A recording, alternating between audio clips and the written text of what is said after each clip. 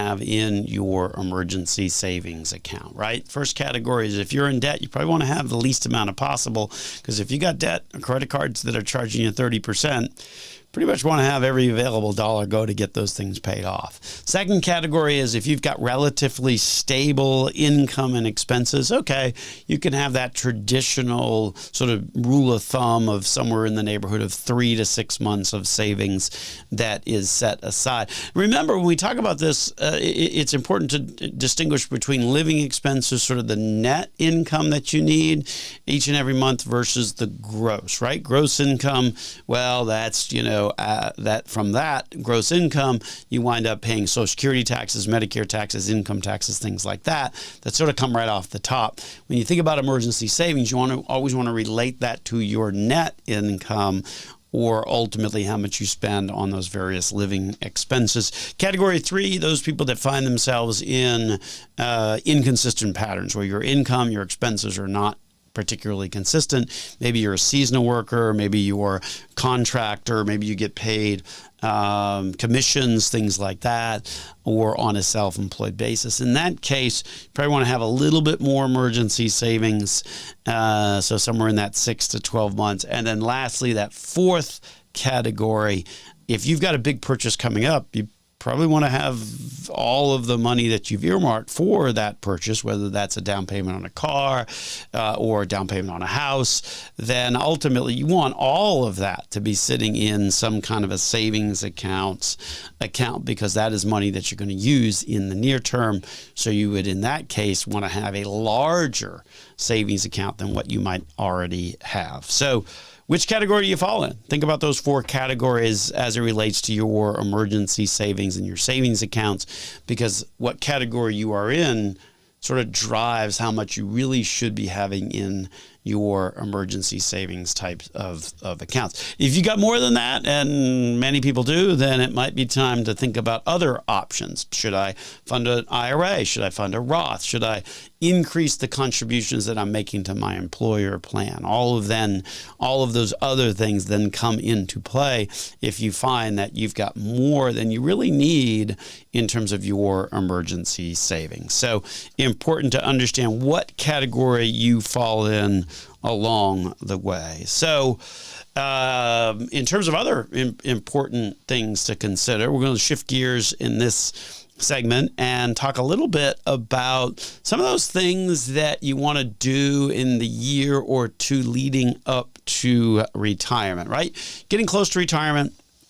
And ultimately, you start planning.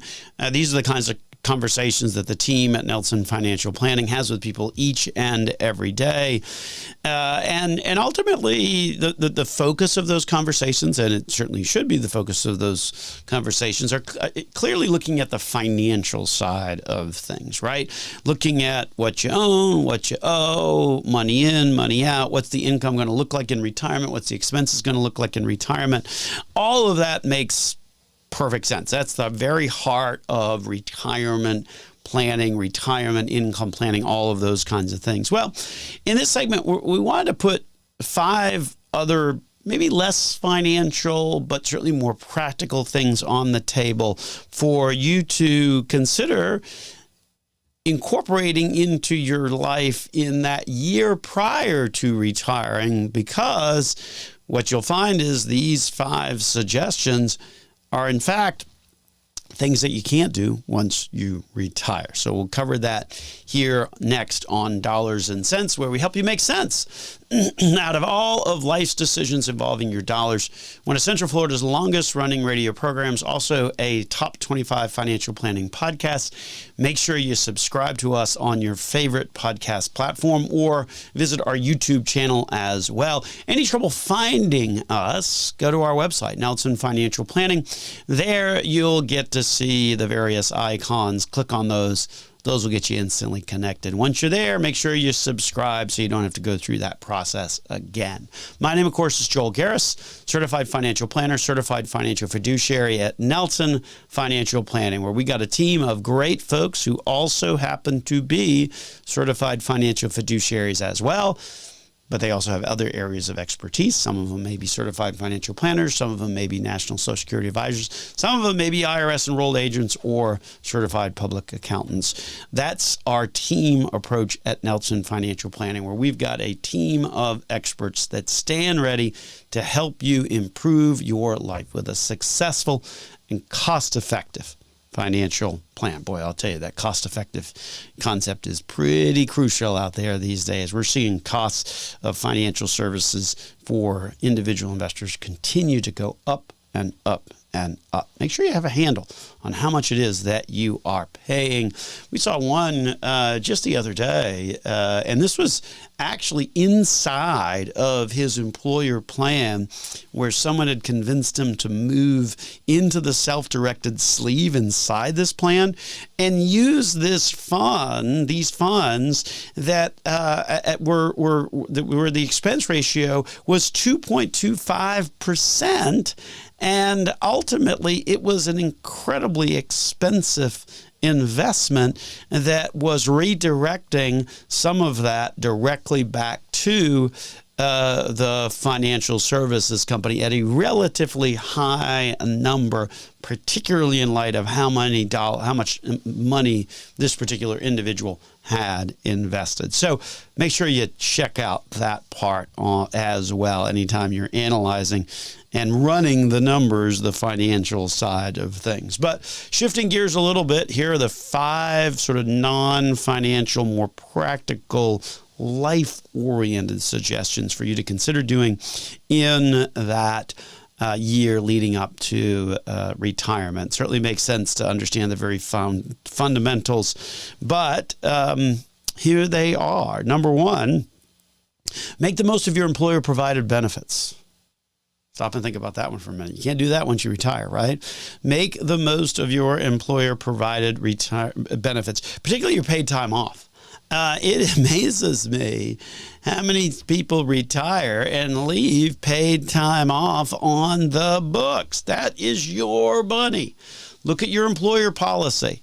Find out whether they're going to pay it out or whether it's just going to evaporate. Here locally, you can lose up to 75% of your sick time when you retire for certain local employers. Imagine that. You had all those sick days saved up and you're losing the entirety of 75% of them. Make sure you take a moment and look at what your employer provided benefits are and make sure you're maximizing those out, particularly in that year or two prior to retirement. So again, we said these are going to be a little bit more practical, not maybe purely financial, but that's number 1. Number 2, look ahead and see if you've got a big expense looming, right? Is there maybe a roof that's going to need repair? Is there a car that is going to need to be purchased? Is there some home improvements that need to be done? This really relates to the extent that you're looking at maybe getting a home equity line. It's easier to get a home equity line when you are still working because you have provable income in the form of a paycheck that you get every 2 weeks or every week or every month or however you get paid.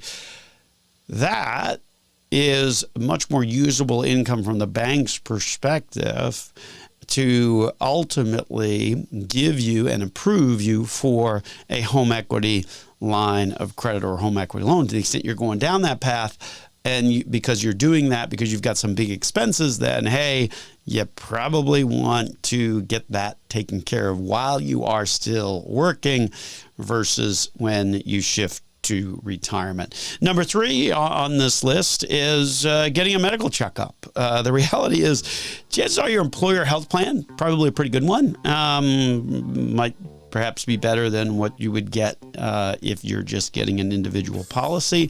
So taking advantage of that certainly makes sense, particularly if you've used all the copay, right? That's how those work as we get to the sort of the end of the year. If you've met your deductible, right, then certainly having something else medical happen means that you don't have to pay anything more on that deductible side of things. So we're going to continue this conversation after these messages here on Dollars and Cents with Joel Garris of Nelson Financial Planning.